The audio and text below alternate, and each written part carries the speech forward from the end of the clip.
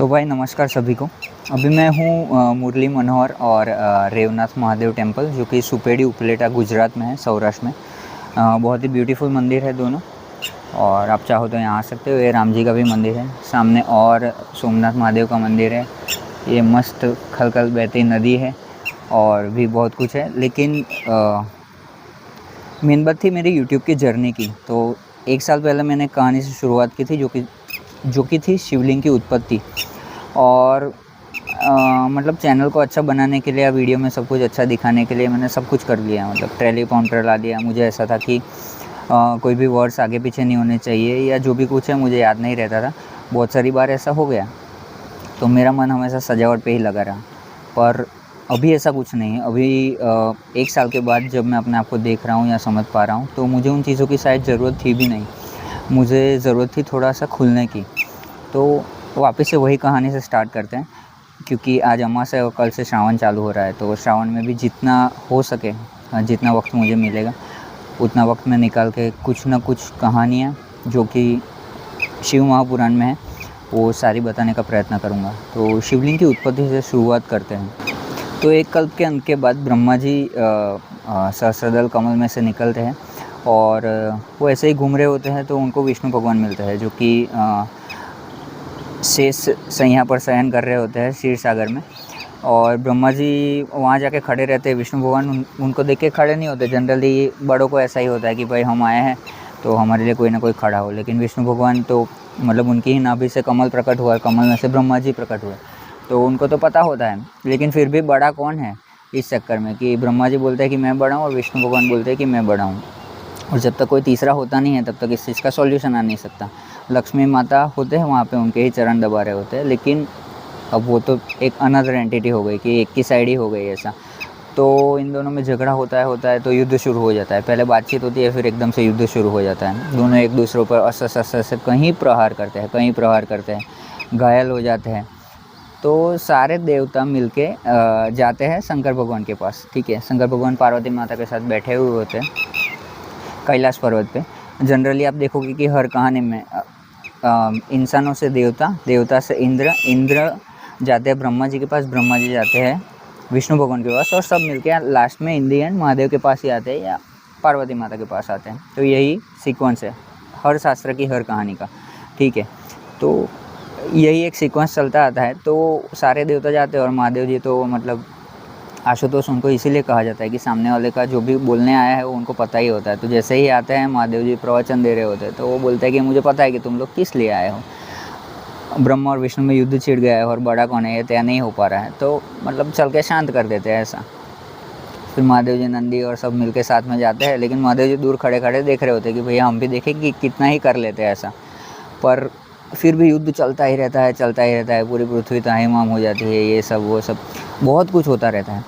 तो इन दी एंड जब कुछ ना मिले तो सबसे बड़ा क्या है कि अस्त्र, ब्रह्मास्त्र। तो ब्रह्मास्त्र भी नहीं, यहाँ पे एक माहेश्वर अस्त्र था और एक पाशुपत्र अस्त्र था। तो दोनों ने साथ लिया और एक दूसरे को मारने की ही तैयारी कर रहे थे। महादेव जी पहले पीछे से छुप के देख रहे थे थोड़ा दूर से कि भैया देखते हैं क्या करते हैं। तो अब जब इन्होंने शस्त्रों का संधान कर लिया, महादेव जी अचानक से बीच में अग्निदंड के रूप में उत्पन्न हुए दोनों के, और दोनों के शस्त्र अपने आप ही शांत हो गए, क्योंकि था तो माहेश्वर और पाशुपत्र अस्त्र उन्होंने ही दिया था। तो वो तो बात थी नहीं कि शांत होने नहीं वाले। तो इसी तरीके से दोनों के अस्त्र शांत हो गए। अब दोनों ऐसा बोल रहे थे कि मैं बड़ा, लेकिन कोई और भी बड़ा था और उनके अस्त्र शांत हो गए। तो उन्होंने जानकारी खोजने का प्रयत्न किया कि भाई अग्निस्तंभ है क्या।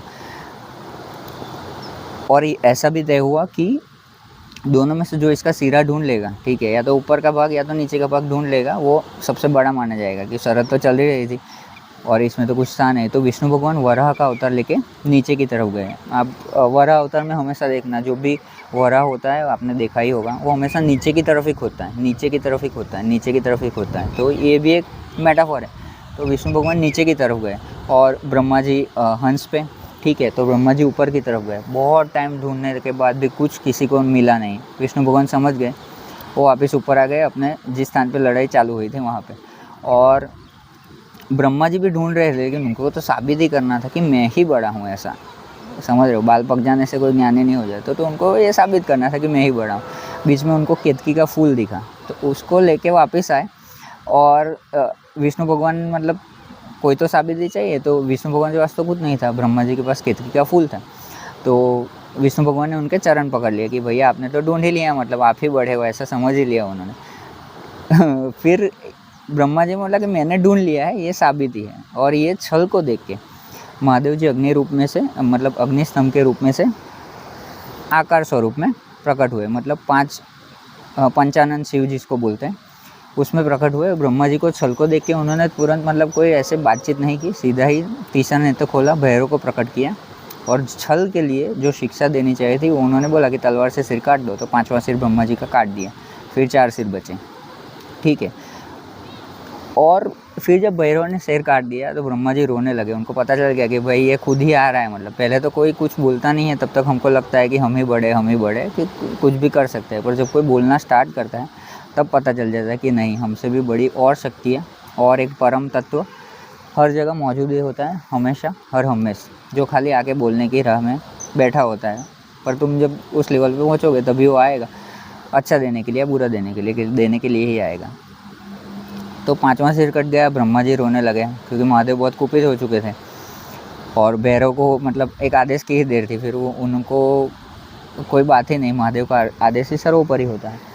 इस तरीके से चला। और विष्णु जी ने बोला महादेव जी को कि भैया मतलब कि इनको छोड़ दीजिए, 5वां सर भी आपकी कृपा से इनको मिला था।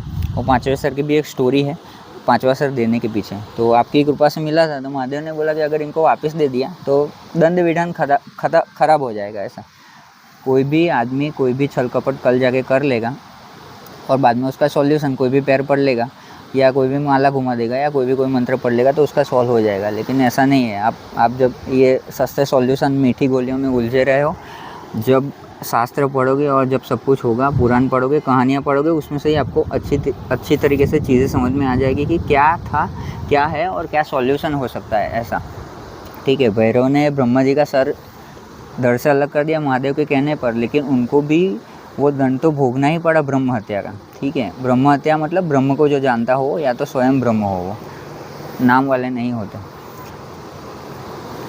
और ऐसे भी बहुत सारे हैं जिनको मैं जानता हूँ और बहुत कुछ है उनके पास, बहुत जानकारी रखते हैं, लेकिन वो सिर्फ बाहर नहीं आ रहे हैं, पता नहीं क्यों।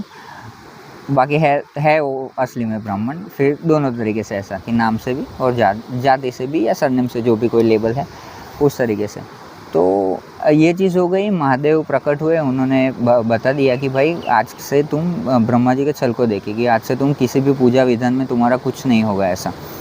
तो ब्रह्मा जी रोने लगे ये वो। और फिर लास्ट में उन्होंने ऐसा बोला कि भाई पूजा विधान में नहीं, लेकिन गणाध्यक्ष के रूप में आप जाने जाओगे, ऐसा एक तरीके से ये। और केतकी के फूल को बोला कि आज के बाद तुम मेरी पूजा में इस्तेमाल नहीं की जा पाओगी। तो आपके सामने कोई भी बड़े से बड़ा आदमी जो आपको लगता हो, लेकिन वो कुछ गलत बोल रहा है या गलत कर रहा है या गलत समझा रहा है, अगर आप उसका विरोध नहीं करते हो, छोटे हो बड़े हो कुछ भी हो, तो विरोध नहीं करते हो, तो आपको भी एक ना एक दिन भुगतना पड़ेगा। फिर आप उस टाइम पे ये नहीं बोल पाओगे कि इसने ये बोला था, मुझे तो लगा यही बड़ा है या यही छोटा है। सत्य और झूठ कभी भी बड़ा छोटा नहीं होता, वो सिर्फ ब्लैक एंड वाइट ही होता है, कभी ग्रे नहीं होता है वो चीज़। तो इस तरीके से। और फिर आगे जाके मतलब फिर पंचानन शिव है, तो उन लोगों ने पूजा की, ये वो उनको गुरु बनाया, सब कुछ किया। फिर शिव ने सब कुछ अपने साकार निराकार रूपों की बात बताई। शिवरात्रि उसी दिन होती है, ठीक है, जिस दिन अग्निस्तंभ प्रकट हुआ था। और शिव ने अपना लिंग छोटा कर लिया था, मतलब आकार छोटा कर लिया था, जिसे ज्योति के रूप में हम आज की तारीख में जानते हैं। बहुत सारे मीनिंग होते हैं उसके, बहुत सारे अर्थ होते हैं। और ज्योतिर्लिंगों में भी अलग अलग चीज़ें बताई गई है, लेकिन शिवलिंग की मेन बात यही है, ठीक है, जो खुद से प्रकट हुआ होता है। ज्योतिर्लिंग बहुत अलग है, ज्योतिर्लिंग भी खुद से ही प्रकट हुए थे, लेकिन शिव स्वयं आए, वो बात पूरी की पूरी अलग है। ऐसा बाकी सब भक्तों ने बुलाया या दूसरे भी शिवलिंगों की ज्योतिर्लिंगों की कहानी, वो भी हम बाद में देखेंगे, ठीक है, आने वाले दिनों में ही देखेंगे, इतना श्योर है। तो इसी तरीके से अब हमारे जीवन में इस चीज़ को देखा जाए ना, उसमें भी एक ऐसा है कि शिव ने अपने दाहिने साइड, इसमें भी ऐसा है कि शिव ने अपने दाहिने भाग से या बाइने भाग से ब्रह्मा और विष्णु को प्रकट किया, नेत्र से भैरव को प्रकट किया और हृदय से जितने भी 11 रुद्र हैं उनको प्रकट किया। तो शरीर में जैसे कि हम गॉड को बोलते हैं जनरेटर, ऑपरेटर, डिस्ट्रॉयर। जनरेटर कौन है? ब्रह्मा है, जो कि क्योंकि सर्जन करता है। फिर विष्णु है जो ऑपरेशन में आते हैं, जो कि मैनेजमेंट संभालते हैं, और डिस्ट्रॉयर है शंकर। ठीक है, तो अगर हम शरीर में भी 7 चक्रों को देखें इस तरीके से तो एक ही से मतलब सहस्त्रार चक्र, आज्ञा चक्र, ठीक है, फिर स्वादिष्टान, विशुद्धि, फिर अनाहत चक्र आता है। ठीक है, अनाहत चक्र के बाद जो पेट का एक चक्र आता है और फिर मूलाधार चक्र आता है। ठीक है, ये 7 चक्र के नाम मुझे मतलब इतना मैंने समझना था वो समझ लिया, लेकिन नाम हर एक के याद नहीं। मुझे एक ही याद है, मूलाधार और सहस्त्रार और अनाहत। तो जितने भी ऑपरेशन की चीज़ें आप देखोगे ना कि जितने भी मैनेजमेंट, मतलब वैश्य है तो पेट के लिए काम कर रहा है, ठीक है, मूलाधार के लिए काम कर रहा है, अपनी आगे वाले जनरेशन के लिए काम कर रहा है, तो मूलाधार चक्र। तो विष्णु की सारी चीज़ें हैं ना वो अनाहत से नीचे है। और ब्रह्मा मतलब क्रिएटिविटी, तो ब्रह्मा जी की जो सारी चीज़ें हैं वो ऊपर की साइड है, मतलब विशुद्धि चक्र। कोई गा रहा है, कोई आर्टिस्ट है, ठीक है, कोई बोल रहा है, अच्छा वक्ता है, कोई तीसरा नेत्र, ठीक है, जिसको ज्ञान की प्राप्ति हो गई, वो कुछ लिखने में लगा है, कोई ना कोई तरीके से, कोई भी आर्टिस्टिक फॉर्म में। और सहस्त्रार चक्र मतलब कि ब्रह्म हो गया आदमी, कि ब्रह्मा को पा लिया उसने, ब्रह्म हो गया। पर बीच में एक चक्र आता है अनाहत चक्र, जो कि महादेव जी का है। सब बोलते हैं कि मन कहाँ है, हृदय में भगवान को बसाओ, हृदय में भगवान को बसाओ। तो यही वो भगवान है जिनको आप जगाओगे तो आप खुद ही मतलब ब्रह्मा विष्णु महेश सब कुछ आप ही हो सकते हो, सब कुछ आप हो सकते हो। शायद आप अपने घर में कोई विपदा है तो आप संहारक हो सकते हो विपदा के, या आप हर एक तरीके से मैनेज करते हो सकते हो पैसों के, तो विष्णु और लक्ष्मी भी आप ही हो।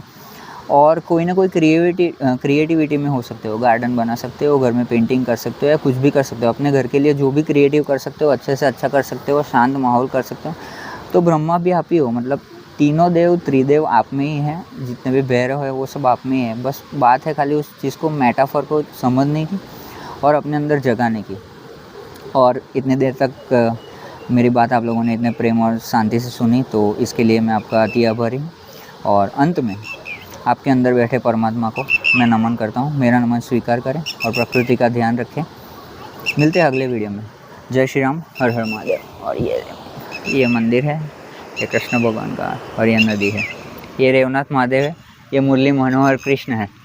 ठीक है, तो सब साथ साथ में ही है वैसे, लेकिन फिर भी अलग अलग है। मिलते हैं। महादेव महादेव।